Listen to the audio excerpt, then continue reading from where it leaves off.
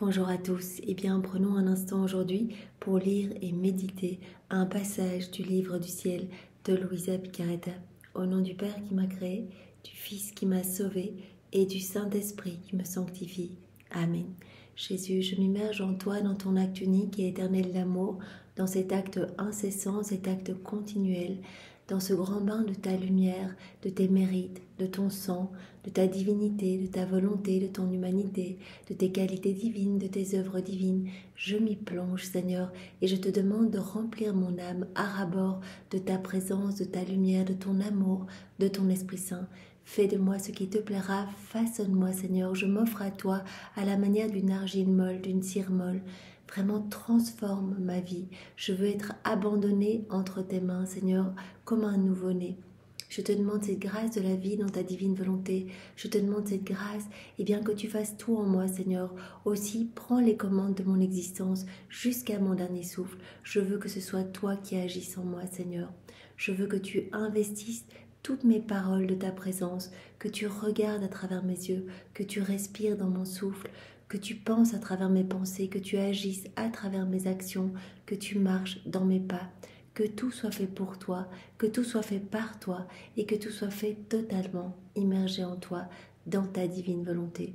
Je veux être tout le temps uni à toi, consumé en toi, ma volonté fusionnée dans la tienne, Seigneur, pour que ma vie puisse être une offrande éternelle pour ta gloire. Je veux qu'à chaque battement de mon cœur, qu'à chacune de mes respirations, qu'à chaque battement de mes cils, tu puisses recevoir des milliards d'actes d'amour, d'adoration, de louange, de bénédiction, de remerciements au nom de tous. Je veux qu'à chacun d'eux, tu puisses recevoir une compensation d'amour pour toutes les offenses qui te sont faites. Qu'à chacun d'eux, tu puisses recevoir l'acte opposé aux blessures que les hommes te font, vraiment eux qui te transpercent le cœur continuellement. Je veux qu'à chacun d'eux, tu puisses recevoir et entendre toutes les paroles du Notre Père. Que ta volonté soit faite, que ton royaume vienne s'établir ici-bas. Je voudrais aussi que chacun de mes battements de cœur, que chacun de mes petits mouvements conscients ou inconscients, puisse être enrichi de tous les actes d'amour, de tous les saints de tous les temps, tous les je t'aime, toutes les dévotions, toutes les prières, tous les rosaires, tous les martyrs, toutes les mortifications, tout ce qui a pu être fait, par amour pour toi, par amour pour ta maman, je veux te le réoffrir continuellement. Et je veux vraiment te recouvrir de ton amour, Jésus, de ton amour à toi, de tous ces actes d'amour que tu as placés dans l'œuvre de la création, de tous les actes d'amour que tu as placés dans l'œuvre de la rédemption et dans tous ceux que tu as placés dans l'œuvre de la sanctification. Je veux t'en recouvrir toi, je veux en recouvrir ta maman. Je veux également vous recouvrir tous les deux de l'amour trinitaire, de l'amour du Père, de l'amour de l'Esprit Saint et de votre amour respectif, de vos baisers respectifs, de votre tendresse, de vos bénédictions respectives. Jésus, je te demande maintenant de travailler nos cœurs, de travailler nos intelligences pour que nous puissions accueillir favorablement ce nouvel enseignement. Chaque nouvel enseignement, chaque nouvelle vérité est comme une voie supplémentaire, un chemin, une clé, une porte nous permettant d'accéder plus facilement au royaume de ta divine volonté. À chaque fois, tu l'as dit, quelque chose se passe dans votre âme. Il y a comme un parfum divin dans votre âme. Il y a comme une douce lumière qui vient vous transformer. Aussi, laissez-vous vraiment façonner par mes mains divines, par toutes ces vérités que je vous donne, tous ces mots bénis qui sont les miens, qu'ils puissent vous travailler, que vous puissiez vous en abreuver et les mettre en pratique. Parce que je vais mettre dans ces mots une attirance, quelque chose qui va vous donner envie de mettre en pratique, de vous unir à moi dans vos quotidiens, de vos petites actions du quotidien. Alors Seigneur, donne-nous cette soif de toi, donne-nous cette soif de cette union sanctifiante avec toi et que vraiment nous ne perdions pas notre temps. Nous n'avons que cette vie pour t'aimer, que cette vie pour emmagasiner un max de connaissances, vraiment en fonction des connaissances que nous allons avoir comprises et digérées. Tu as parlé vraiment de cœur dans le ciel, comme il y a le cœur de tes anges, les 9 cœurs angéliques. Tu as parlé vraiment une sorte de hiérarchie entre les âmes en fonction des connaissances qu'elles auront acquises sur la terre. Bien sûr, en arrivant dans le ciel, toutes les âmes vont avoir connaissance de ce qu'est la divine volonté. Mais tu nous l'as dit tellement de fois, Jésus, il vaut mieux acquérir ces connaissances sur la terre parce que je vous donne la possibilité de vivre déjà ici-bas la vie des bienheureux. Et je vous donne la possibilité d'acquérir cette ressemblance avec moi. Vraiment, à chaque fois que vous recevez une vérité, que vous la mettez en pratique, vous grandissez vraiment en sainteté, cette sainteté de mon Père même, cette sainteté divine. Alors vraiment, vous allez être propriétaire de cette source intarissable de tous les biens, de tous les bienfaits. Et quand vous allez arriver là en haut, vous n'allez pas être comme en face de mon trône à recevoir, comme les rayons de lumière de ce soleil étincelant qui est ma divine volonté. Vous allez être propriétaire de cette source et vous-même, vous allez vraiment déverser cette lumière vraiment comme une pluie de grâce et de béatitude pour tous les saints, tous les bienheureux. Vraiment, vous allez être les plus beaux joyaux de mon trône et je vous garderai unis à moi dans ma gloire. Donc c'est vraiment magnifique, on ne doit pas le faire pour toutes les promesses et il y a vraiment des milliers de promesses relatives à toutes ces connaissances, à cette vie dans la divine volonté. On ne doit pas le faire pour les promesses, mais uniquement par amour pour Jésus, pour le glorifier, le consoler, l'aimer, lui donner l'amour que les hommes ne lui donnent pas, lui donner cette gloire que les hommes auraient dû lui donner s'ils n'avaient pas quitté sa divine volonté, lui donner également la gloire que les âmes réprouvées auraient dû lui donner si elles n'avaient pas choisi délibérément de se séparer de lui et d'aller se perdre.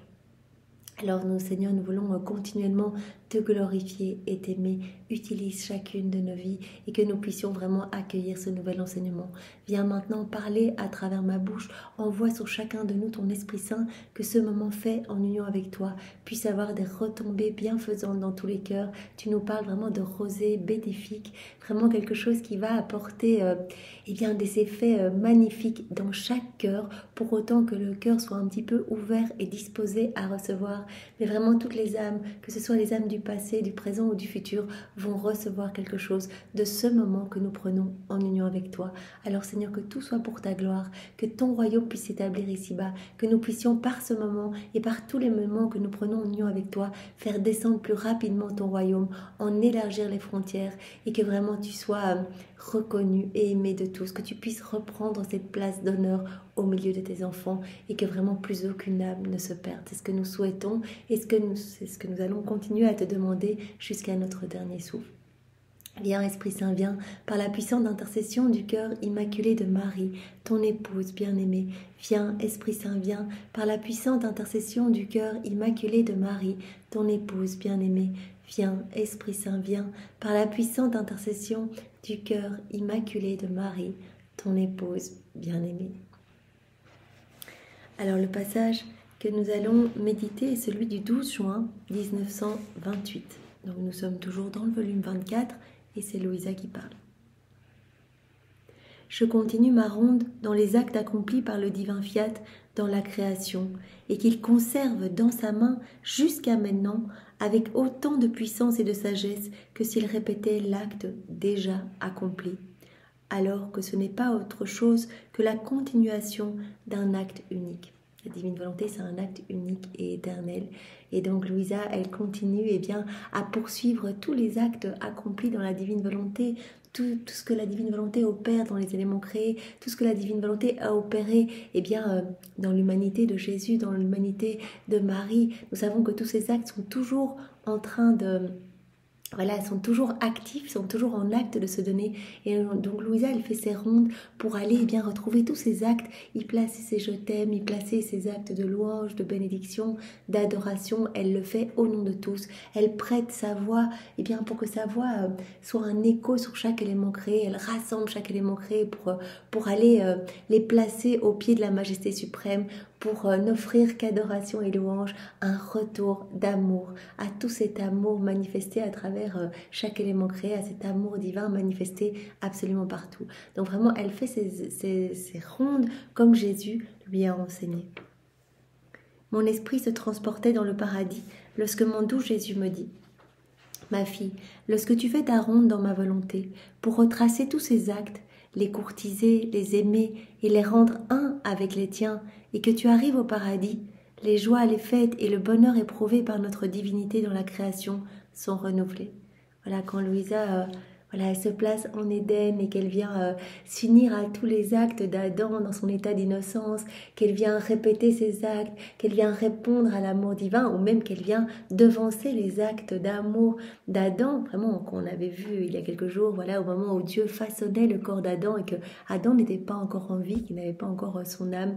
Eh bien, Louisa, elle se dit, mais je veux déjà donner un retour d'amour à la Trinité, et donc elle devançait l'amour d'Adam. Donc on peut aller partout avec la divine volonté, on peut suivre tous les actes de la divine volonté, y répondre vraiment par un doux reflux d'amour.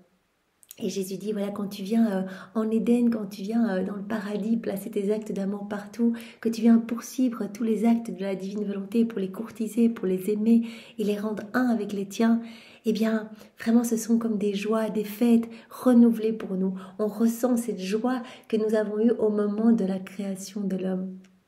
Oh, comme te voir te couler dans le soleil, le vent, la mer, et dans les cieux nous rappelle avec force les vols rapides de la première créature, Adam, lorsqu'elle est sortie de nos mains créatrices.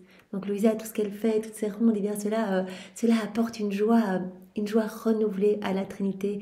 Ils ressentent à nouveau cette joie qu'ils avaient, et bien de voir Adam faire ses rondes, Adam être dans ce retour d'amour, Adam prendre toutes les grâces, toutes les bénédictions, prendre toutes ces pluies, ces torrents de cadeaux, et vraiment laisser tout cela infuser dans son cœur et rendre tous ces débordements d'amour, tout ce que son âme ne peut contenir, les rendre en flot d'amour, de louange et de bénédiction. Donc la Trinité ressent cette joie renouvelée quand Louisa fait ses rondes, voilà, et qu'elle vient en Éden, qu'elle vient parcourir tous les actes eh bien, du divin vouloir pour y ajouter ces je t'aime, pour les courtiser. Et voilà, retracer tous ces actes et les rendre un avec les siens.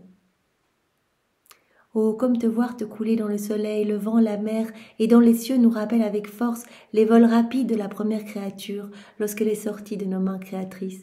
De fait, comme Adam était dans l'unité de notre volonté, de tous nos actes accomplis dans la création pour l'amour de lui, son acte était unique, et par ce seul acte, il nous apportait tous les nôtres comme en triomphe. Voilà, tout ce qu'Adam faisait, tous ses mouvements, ses pas, ses regards, amenaient une gloire parfaite à la Trinité, puisque Adam se trouvait dans l'unité de la divine volonté. Il était vraiment dans cette unité avec chaque élément créé, et tous ces mouvements rendaient gloire parfaitement à Dieu. Il nous apportait ainsi toutes les joies et toutes les choses que nous avions répandues, ordonnées et harmonisées dans l'univers tout entier. Oh, comme nous étions heureux de le voir si riche, si fort, si puissant et d'une beauté ravissante venir vers nous, doté de toutes nos œuvres, et nous les apportant pour nous rendre heureux et nous glorifier, et pour vivre heureux avec nous. Voilà, c'est ça qu'Adam faisait. Il était continuellement dans ce retour d'amour. Il recevait tout, il rendait tout à la Trinité. Vraiment, il y avait cette douce harmonie entre le ciel et la terre. Et donc, il parcourait tous les éléments. Il plaçait ses je t'aime, il prêtait sa voix à chaque élément créé. Il était vraiment dans cette douce unité. Il était vraiment dans cette unité du divin fiat. Et donc, c'est comme s'il amenait bien chaque élément créé au pied de la majesté suprême pour honorer, louer, bénir et pour glorifier son Créateur. Il voulait vivre heureux avec nous. Aussi, en te voyant continuer ces envols et aller partout faire ta ronde, nous voyons combien peut être belle la vie de la créature dans notre volonté. Voilà, la Trinité ressent ses joies se renouveler, et vraiment on voit combien la créature peut être belle, peut être ravissante, peut être heureuse dans la divine volonté. C'est à cette place-là que nous sommes tous réappelés aujourd'hui vraiment à vivre en tant que fils et filles de Dieu, avec ce vêtement de lumière, ce vêtement royal, propriétaire de tout le royaume, et vraiment dans cette joie immense, propriétaire de la source de toutes les joies divines, de tous les bonheurs célestes, de toutes les béatitudes. Jésus nous veut à cette place-là, comme l'âme est belle quand sa volonté est unie à la nôtre, nous dit-il. Il semble que cette âme veuille entrer dans tous nos actes, elle veut tout prendre, mais pour en faire quoi ? Pour tout nous donner et pour nous rendre heureux, et nous lui donnons tout en retour. Voilà, il y a vraiment voilà, ce flux et reflux d'amour. Jésus nous en parle souvent, et quand la créature donne en fait, elle prend tout pour donner Dieu à Dieu en fait, pour ne donner que des choses divines à Dieu. Et donc quand elle donne à Dieu, donc elle reçoit, et tous les débordements, elle les rend à Dieu. Et la Trinité ne peut pas s'empêcher de redoubler ce qu'elle a reçu. Il y a comme une rivalité, comme un jeu amoureux qui s'opère. Vraiment, au plus la créature renvoie de l'amour à la Trinité, au plus la Trinité est appelée à donner plus. Elle redouble encore son amour parce qu'elle ne veut jamais se laisser dépasser en amour. Et donc vraiment, la créature va recevoir de plus en plus. Elle va recevoir vraiment des trésors de puissance, de sainteté, de beauté, de pureté. Elle reçoit toutes les qualités divines. Elle se laisse immerger par des torrents de cadeaux. Et nous lui donnons tout en retour en disant « Toutes ces choses sont à toi, c'est pour toi que nous les avons créées et sorties de nous-mêmes. » Nous savons bien, toute la création a été faite vraiment pour l'homme, pour que l'homme puisse s'émerveiller de l'amour de Dieu, qu'il puisse voir partout l'amour de Dieu et qu'il puisse y répondre. Nous avons vu hier que l'homme a été doté dès le départ des 3 puissances de l'âme. Vraiment, donc, l'intelligence, on a reçu notre intelligence pour qu'elle reste connectée à la sagesse de Jésus. On a reçu notre volonté pour qu'elle reste connectée à la volonté du Père. On a reçu notre mémoire pour que nous nous rappelions continuellement de tout cet amour, vraiment de tout cet amour, et que nous nous laissions envelopper par cet amour. Nous avons reçu nos sens pour que tout nous mette vraiment dans cette communication avec la Trinité. On a reçu vraiment notre oui pour que nous puissions entendre la voix de Dieu. On a reçu notre regard, notre vue, pour que nous puissions nous émerveiller de toute la beauté de la création. On a reçu notre odorat pour qu'on puisse se réjouir de tous ces parfums divins. Tout est un je t'aime de Dieu pour nous. Tout est une manifestation de cet amour brûlant que Dieu a pour chacun de nous.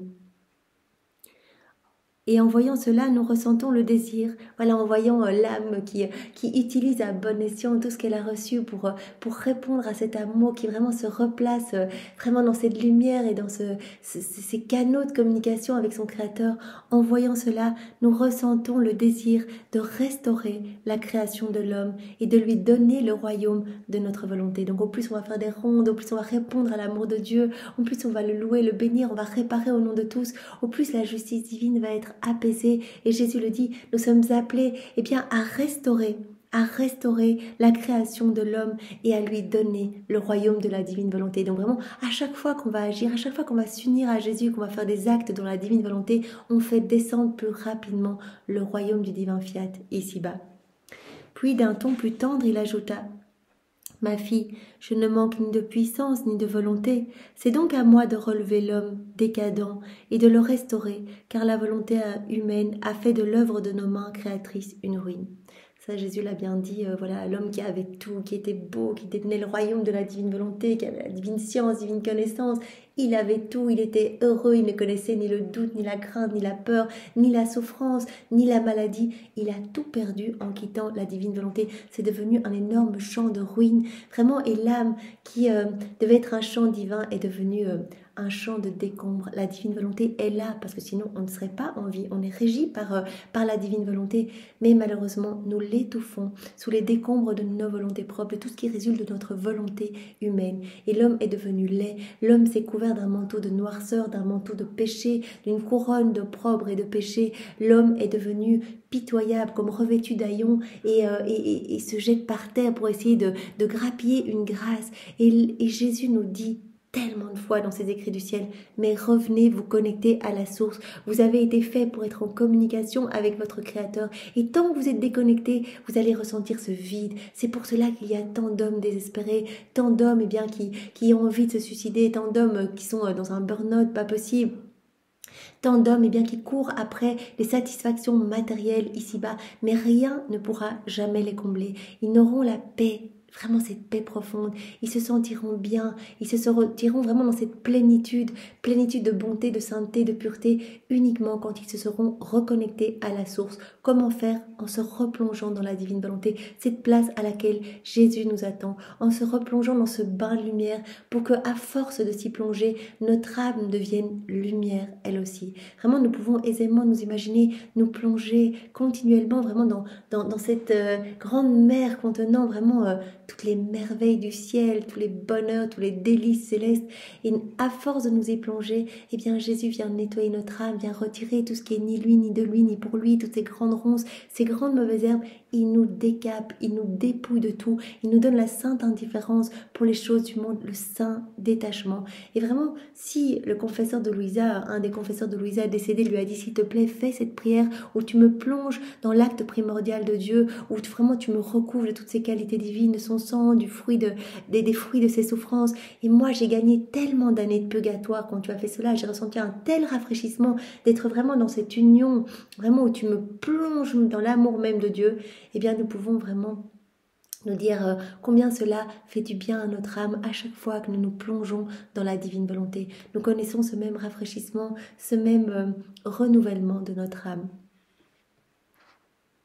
Donc vraiment, Jésus dit, je suis le seul, en fait, je ne manque ni de puissance, ni de volonté. C'est à moi à relever l'homme décadent et à le restaurer, car la volonté humaine a fait de l'œuvre de nos mains, donc cette œuvre magnifique, l'homme était le chef-d'œuvre de la création, où toute la création, eh bien, le servait.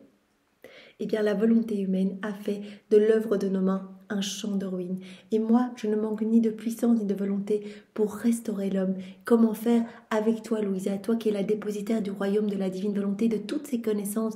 Eh bien, je travaille de concert avec toi pour te donner toutes ces vérités. Tout a déjà été refait. Nous savons bien que toutes nos vies, chacune de nos vies, de tous les hommes, de tous les temps, a été refaite par Jésus lors de son passage sur la terre. Il a repris tous nos actes déconnectés de la divine volonté, chacun de nos regards, chacune de nos paroles, tout ce que nous avons fait sans penser à Jésus. Il a tout repris, il a tout refait, il a tout vaincu avec sa volonté humaine, il a tout refait avec sa divine volonté, au prix de terribles souffrances infligées par sa divinité à son humanité. Toutes ces souffrances internes dans ses fibres les plus internes, comme des couronnes de feu, comme des clous de feu, comme des fouets de feu, il a souffert tellement pendant 34 années, depuis la seconde 1 de son incarnation jusqu'à sa mort. Donc toutes nos vies sont refaites.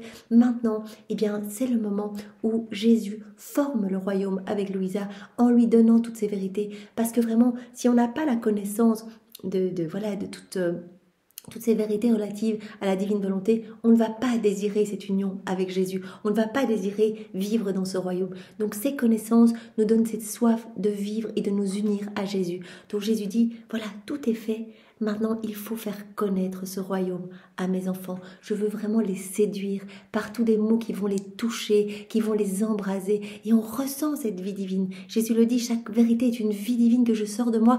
On le sent en lisant. On sent que quelque chose s'opère en nous. Et à chaque fois qu'on s'unit à Jésus, il prononce son fiat créateur sur notre âme. Donc quelque chose de magnifique se crée en nous. Vraiment, le même fiat quand il a prononcé pour former tout l'univers. 6 fiat créateurs. Il prononce à chacun de nos actes, là maintenant, le moment que nous prenons, il est en train sur chacune de nos âmes de prononcer son fiat créateur. Et il prononce également, et ça nous le savons et c'est tellement beau, la parole de la consécration sur notre âme qui devient une hostie, un acte, une hostie pour Jésus. Donc vraiment, il dit, dans ma divine volonté, il y a tous les sacrements, même si vous êtes empêché d'aller à la messe ou c'est compliqué, vous êtes dans une situation où vous ne pouvez pas vous rendre à la messe.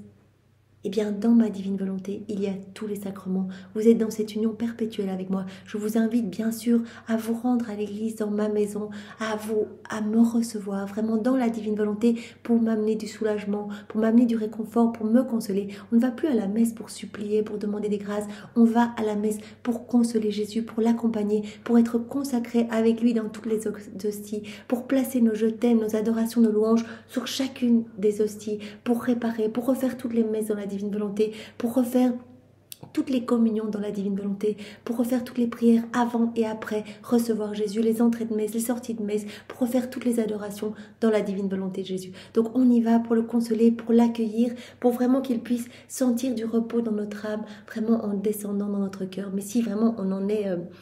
Voilà, si ce n'est pas possible, comme Louisa, par moment, ce n'était pas possible pour elle d'aller communier, elle était vraiment très très mal dans son lit, etc.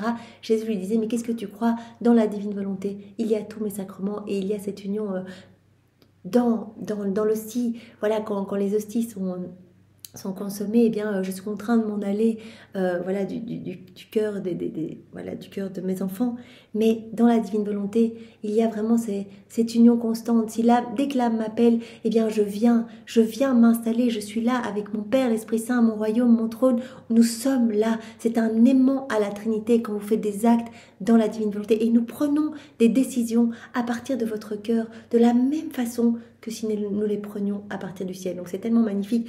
Vraiment, Jésus est là avec son Père l'Esprit Saint et il décide, voilà, des châtiments peut-être, de comment toucher telle âme, comment la convertir, etc. Donc c'est vraiment, c'est tellement beau. Ému aux larmes et rempli de tristesse pour le malheureux homme, il garda le silence, et je me disais, comment pouvons-nous revenir à l'état originel de la création, étant donné que l'homme est tombé dans un abysse de misère, déformant presque la manière dont il a été créé? C'est vrai que Jésus prend souvent même ce terme d'enfant dégénéré.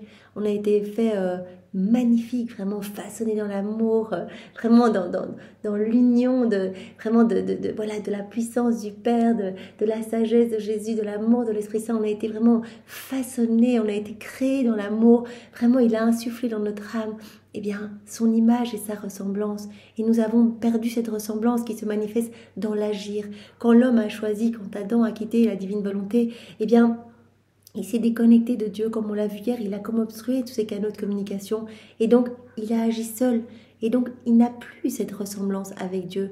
La ressemblance étant vraiment dans l'action. Quand nous nous unissons à Jésus dans sa divine volonté, nous regagnons cette ressemblance. Et donc, l'homme a été comme déformé. Vraiment, en se plongeant dans cet abysse de péché, il a été comme un enfant qui ne ressemble plus du tout à son père, en fait. On a tout déformé en nous. On a tout rendu misérable et sombre, dans une puanteur inimaginable. Jésus nous parle souvent de cette puanteur qu'il ressent dans notre cœur, où il asphyxie. C'est pour cela qu'il nous appelle à faire des actes. À chaque fois qu'on va faire des actes et qu'on va s'unir à lui, on va lui offrir un air frais, un air pur, on va le nourrir, on va le consoler, on vient mettre un baume apaisant sur ses plaies, on vient l'abreuver, lui qui a tellement soif de notre amour. Et donc Louisa, elle se demande comment l'homme qui est tombé tellement bas, qui est devenu tellement déformé et qui est presque difforme par rapport à la manière dont il a été créé, comment l'homme va revenir à cette place à laquelle Dieu l'attend, cette place splendide, vraiment d'enfant magnifique, à la ressemblance de son Créateur. Et mon doux Jésus ajouta, « Ma fille, ma volonté peut tout. Et tout comme j'ai créé l'homme à partir de rien, elle peut aussi retirer l'homme de ses misères, et sans changer la méthode de la manière dont nous l'avons créé. » Donc Jésus dit, avec notre divine volonté, on peut tout. Et chacune des connaissances, chacune des vérités va venir relever l'homme, va venir le nettoyer, le purifier, l'embellir, l'ennoblir, va venir décaper son âme pour vraiment la rendre sainte et lui redonner vraiment cette beauté originelle. Lui laissant sa volonté libre, nous utiliserons une autre combinaison amoureuse. La lumière de notre volonté libérera avec plus de puissance ses plus éclatants rayons. Elle se rapprochera de lui de façon à regarder face à face sa volonté humaine, laquelle recevra l'enchantement d'une lumière pénétrante qui, en l'éblouissant, l'attirera doucement à elle. Donc Jésus dit, on va venir à coup de lumière ramener l'homme à lui, à nous.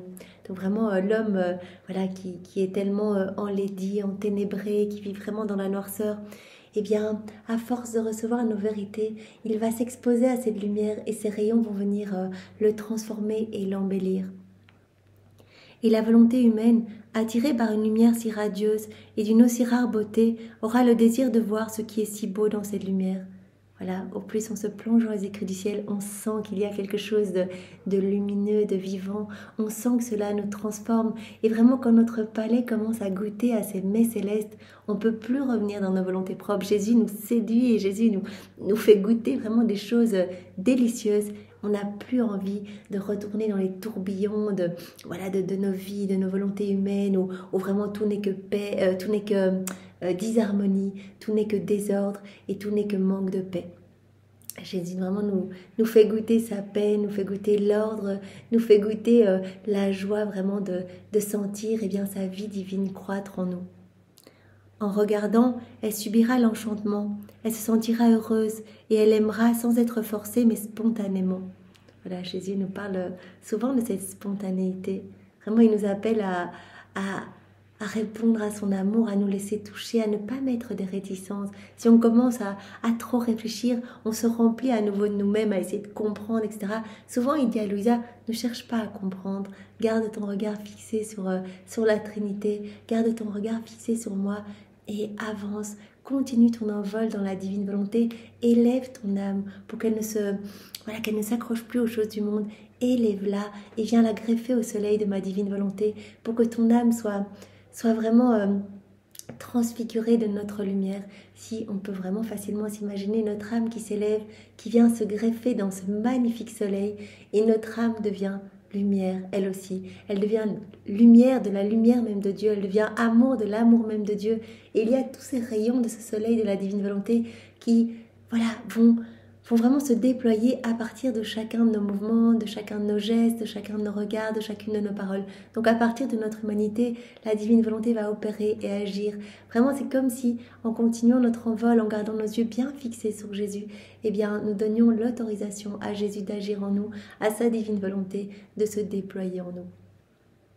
Le soleil n'a-t-il pas cette vertu que si on veut le regarder, la pupille de l'homme reste éblouie par sa lumière ?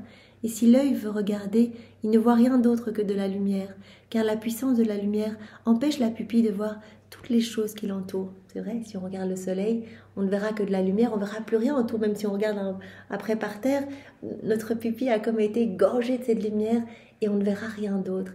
Eh bien, Jésus nous appelle à garder notre regard fixé sur sa lumière pour n'être gorgé que de sa lumière et ne plus voir les choses du monde. Et c'est lui qui va opérer ce travail en nous. C'est vraiment le travail de sa grâce.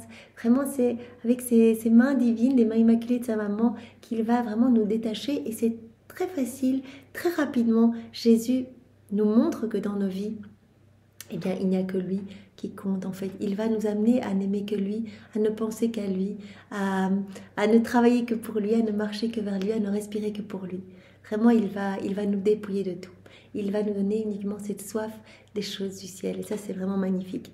Alors, pour le soleil, c'est vrai qu'il y a un excès de lumière et donc finalement, on détourne notre regard du soleil parce qu'il y a trop de lumière et on ne peut pas supporter autant de lumière. Mais dans le soleil de la divine volonté, Jésus nous dit qu'on peut regarder ça voilà, de manière continuelle et qu'on va se remplir de cette lumière va nous purifier et que vraiment cette lumière va enchanter notre âme, vraiment va séduire notre âme. Si l'homme est obligé de baisser les yeux pour se libérer de la lumière, c'est parce que l'excès de lumière le gêne, voilà pour le soleil ici-bas. Et il ne se sent pas bien, mais s'il se sentait bien, il ne retirerait pas facilement ses pupilles de la lumière du soleil. Par contre, la lumière de ma volonté ne gênera pas les pupilles de l'âme. Au contraire, l'âme aura le bonheur de voir les actes mêmes de la volonté humaine transformés en lumière.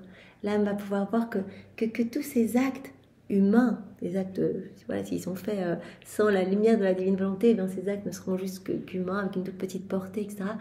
Eh bien, si nous restons les yeux fixés sur Jésus, notre volonté consumée dans la sienne, fusionnée dans la sienne, eh bien nos actes humains vont être transmués de cette lumière et vont devenir divins, éternels.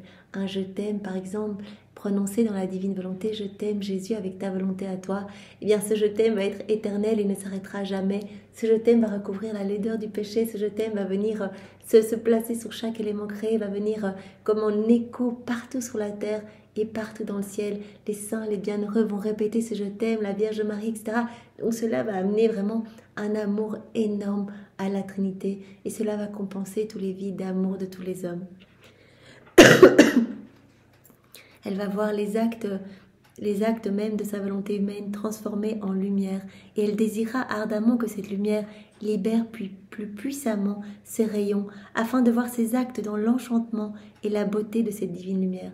Alors, au plus on va faire des actes, au plus on va se fixer vraiment le regard sur Jésus, on va se plonger dans la divine volonté, au plus on va désirer qu'il y ait encore plus de lumière en nous. On va voir eh bien, la laideur de nos péchés, de plus en plus on va se sentir misère en fait.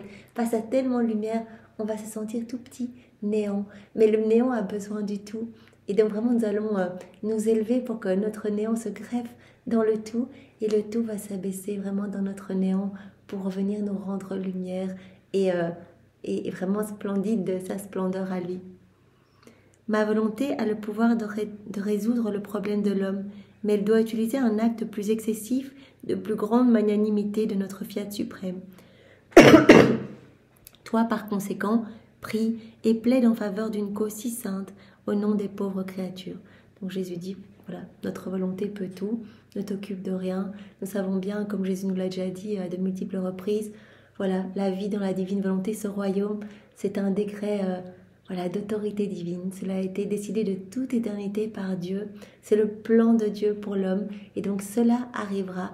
Maintenant, quand? Cela dépendra du nombre d'actes établis dans la divine volonté par les hommes. À chaque fois qu'on fait des actes, on fait descendre ce royaume. Et donc cela crée un effet boule de neige, parce que un effet positif, un effet en cascade, un effet vertueux, parce qu'à chaque fois de nouvelles âmes sont touchées, de nouvelles âmes découvrent les écrits du ciel, se laissent toucher, voilà, par la lumière, comme Jésus nous en parlait dans cet exemple. La lumière du soleil de la divine volonté vient caresser l'âme, et bien qui se plonge dans ses écrits, et donc elle ressent vraiment cette douceur, elle ressent cette paix. Jésus va lui donner d'abord vraiment le don de la prière, où elle va prier de manière plus aisée, en s'unissant à Jésus, puis il va lui donner le don de plus d'amour, de pouvoir vraiment avoir cette extra-sensibilité, de sentir l'amour de Dieu partout et d'y répondre. Et puis il va lui donner le don de l'inséparabilité, pour enfin lui donner le don vraiment de la victoire sur son Créateur, vraiment où l'âme qui vit dans la divine volonté ne fait qu'un avec son Créateur, et vraiment un seul amour, une seule âme, une seule vérité, une seule volonté.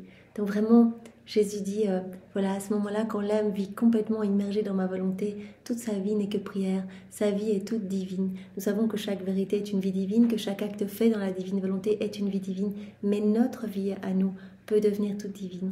À chaque fois que nous faisons des actes en union avec Jésus, nous alimentons cette vie divine. Moins de ténèbres, plus de lumière. Cette lumière grandit en nous, et vraiment au point que toute notre vie, eh bien, c'est ce que nous demandons tous les jours à Jésus, que toute notre vie, eh bien, puisse devenir un jour totalement lumière, que nous puissions être totalement pur amour, pour vraiment pouvoir à notre mort nous unir directement à Jésus, puisqu'il a dit, voilà, tous ces moments où il y a des vides dans votre âme, parce que vous avez agi seul, sans moi, vous avez agi dans vos volontés propres, cela a créé vraiment des espaces dans votre cœur, et il faudra remplir ces espaces avec les flammes du purgatoire. Il faudra vraiment que vous soyez tout pur amour, pour vous unir à moi qui suis pur amour. Alors on a le choix de le faire ici-bas, en faisant des actes dans la divine volonté. On vient pallier, on vient remplir tous ces petits vides d'amour, et vraiment on remplit tout de la lumière de Dieu, pour que vraiment nous soyons eh bien, remplis de cette lumière, et que nous puissions à notre mort directement eh bien, rester unis à Jésus dans sa gloire. C'est ce que nous souhaitons, ne jamais connaître même un souffle de séparation avec Jésus, être unis tout le temps à lui ici, et ni à lui là-haut. Toi, par conséquent, Louisa, prie et plaide en faveur d'une cause si sainte au nom des pauvres créatures. Donc vraiment, on doit rester tous focus. Louisa est notre chef de file, nous sommes tous les petits maillons à sa suite. Continuons à agir dans la divine volonté, à faire nos actes préalables le matin, nos actes continuels pendant la journée, à nous unir à Jésus, et à supplier pour que s'établisse le royaume. Jésus nous dit que tout doit être une occasion de demander le royaume de son divin fiat. Voilà, toute la beauté de la création, il se met à neiger, le Seigneur magnifique sur chacun de ces petits flocons de neige. Je te demande qu'il vienne s'établir ton royaume, et j'en profite pour te recouvrir de ton amour, de l'amour de ton Père, de l'amour de ta mère, etc. Sur chaque goutte de pluie, chaque goutte d'eau, chaque rayon de soleil, chaque scintillement d'étoiles, sur chaque planète, chaque molécule d'air, dans chaque atome de terre, sur chaque particule de lumière. Partout nous pouvons placer nos je t'aime et demander que s'établisse le royaume du divin fiat. C'est ce que Jésus demande. Continue vraiment à réparer pour tes frères et sœurs, pour apaiser la justice divine. Continue à faire tes rondes, continue à demander que s'établisse mon royaume, et cela accélère sa venue. Après cela, comme c'était le jour de la fête Dieu, je me disais que ce jour était la fête du mariage, que le bienheureux Jésus a fait avec les âmes dans le très saint sacrement de l'amour. Et mon bien-aimé Jésus se manifestant en moi me dit, vraiment Louisa se dit, Jésus dans ce jour de la fête Dieu, eh bien Jésus a institué son mariage avec les âmes dans le saint sacrement, en se consacrant dans l'Eucharistie. Et Jésus lui dit, ma fille, le vrai mariage avec l'humanité a été fait dans la création, bien avant, au tout début en fait. Rien ne manquait ni à l'âme ni au corps. Tout était fait dans une somptuosité royale. Un immense palais était préparé pour la nature humaine, un palais tel que nul roi ni empereur ne pouvait en avoir de semblable, qui est l'univers tout entier. Là, il y a eu ce mariage dès le départ entre l'homme et Dieu, l'homme qui a été façonné dans l'amour, à l'image et à la ressemblance de son Créateur. Et vraiment, Jésus dit, cela a été fait dans une somptuosité indicible, vraiment où Tout a été vraiment offert à l'homme en cadeau. Vraiment, il a reçu comme vraiment le plus beau des palais tout l'univers entier. Un ciel étoilé et sa voûte, un soleil dont la lumière ne s'éteindrait jamais, un jardin florissant avec lequel un heureux couple, Dieu et l'homme, devaient se promener, s'amuser et maintenir la fête continuelle et ininterrompue de notre mariage. Voilà, Jésus nous veut dans cet amour continuel. En fait, il a besoin de notre compagnie, de notre amour, de notre retour de tendresse. Et donc, on a été vraiment, on a été façonné dans l'amour pour tenir compagnie à Jésus, en fait, pour être comme l'exutoire de tout cet amour débordant de la Trinité, cet amour ad intra, vraiment cet amour brûlant entre le Père, Jésus et l'Esprit Saint, a voulu se déverser, a voulu se donner ad extra. Et c'est pour cela que voilà, cela s'est déversé en l'homme, en l'homme. Et si Jésus veut qu'il y ait vraiment ce royaume de la divine volonté, c'est pour nous donner, c'est pour qu'on reçoive tout, c'est pour qu'on soit heureux, c'est pour que continuellement nous soyons cet exutoire d'amour en fait, c'est pour que continuellement nous recevions ces torrents d'amour, de puissance, de beauté, de tout.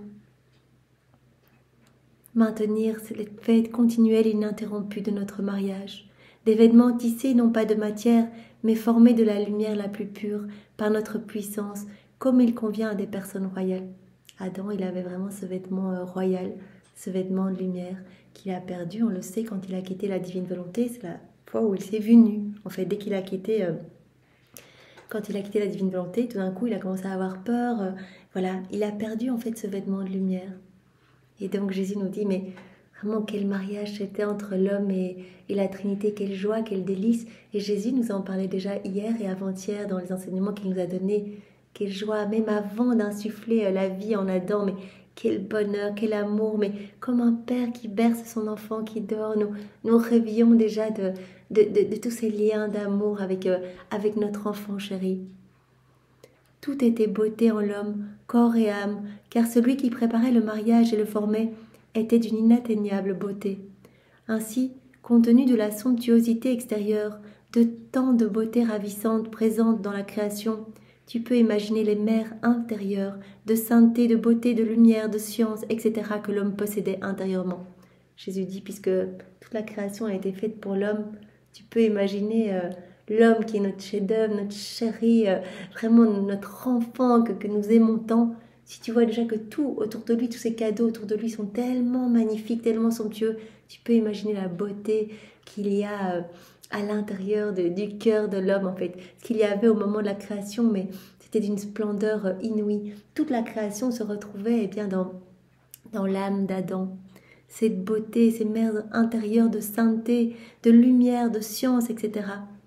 Tous les actes de l'homme, extérieur et intérieur, étaient comme autant de clés musicales qui formaient les plus merveilleuses mélodies douces, mélodieuses et harmonieuses qui maintenaient les joies du mariage. Voilà, ça nous le savons, Jésus nous a déjà expliqué beaucoup de fois qu'Adam, dès qu'il bougeait, cela créait des mélodies vraiment somptueuses qu'il offrait à son Créateur. Et c'est pour cela que Jésus dit, voilà les âmes qui vivent dans la divine volonté, chacun leur mouvement, chacun leur pas, leur regard, leur battement de cils, etc. Eh bien, tout recrée ces harmonies, ces douces musiques, vraiment qui viennent nous entourer, qui viennent nous ravir, qui viennent nous réjouir. Et chaque acte supplémentaire qu'il se disposait à accomplir était comme une petite sonate qu'il préparait pour inviter son épouse à s'en délecter avec lui. Donc vraiment, voilà, il y avait ces petites mélodies créées par Adam, et puis la Trinité redoublait encore de cadeaux, comme si elle recouvrait Adam, elle lui insufflait dans les oreilles bien d'autres petites sonates vraiment toutes divines et magnifiques. Ma divine volonté qui régnait sur l'humanité lui apportait l'acte nouveau et continuel et la ressemblance avec celui qu'il avait créé et épousé.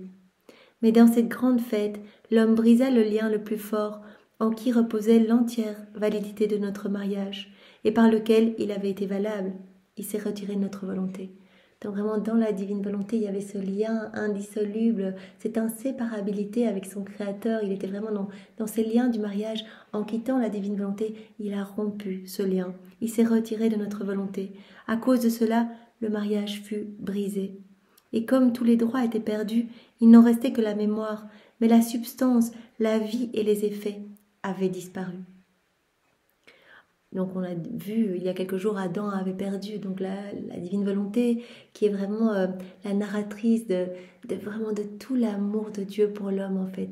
Elle vient dévoiler tous les secrets, c'est la révélatrice de tout cet amour et donc Adam a perdu cette révélatrice et donc tout d'un coup il a commencé à être comme aveugle, il n'a plus entendu, il n'a plus vu, il n'a plus senti, il n'a plus goûté, il ne s'est plus réjoui, il n'a plus répondu à l'amour de Dieu. La vie et les effets avaient disparu. Or, le sacrement de l'Eucharistie, dans lequel mon amour surabondait de toutes les façons imaginables, ne peut pas être appelé le premier ou le véritable mariage de la création, car je ne fais rien d'autre que continuer ce que je faisais lorsque j'étais sur terre. Selon les besoins des âmes, je me fais avec certains médecins compatissants afin de les guérir, avec d'autres maîtres pour les instruire, avec d'autres pères pour leur pardonner, avec d'autres lumière pour leur donner la vue. Vraiment, Jésus vient nous donner des remèdes à travers l'Eucharistie. Il continue ce qu'il a fait sur la terre. Il continue son œuvre de rédemption.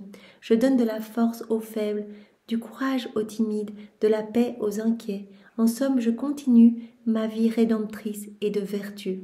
Mais cela ne peut pas être appelé le premier ou le véritable mariage de la création. Ce mariage était au moment où l'homme a été créé, vraiment que Dieu lui a insufflé la vie.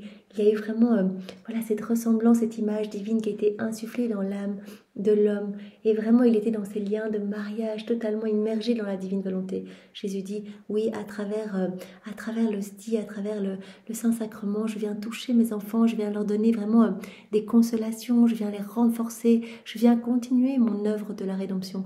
Mais ce n'est pas le véritable mariage. Cependant, toutes ces misères excluent le mariage. Un jeune homme n'épouse pas une jeune femme malade. L'humanité est malade aujourd'hui. Elle est vraiment comme ensevelie dans sa volonté propre. Et vraiment, elle est comme déconnectée de Dieu. Alors oui, on peut aller à la messe, on peut vraiment essayer de grandir dans cette sainteté humaine par l'exercice de vertu, etc.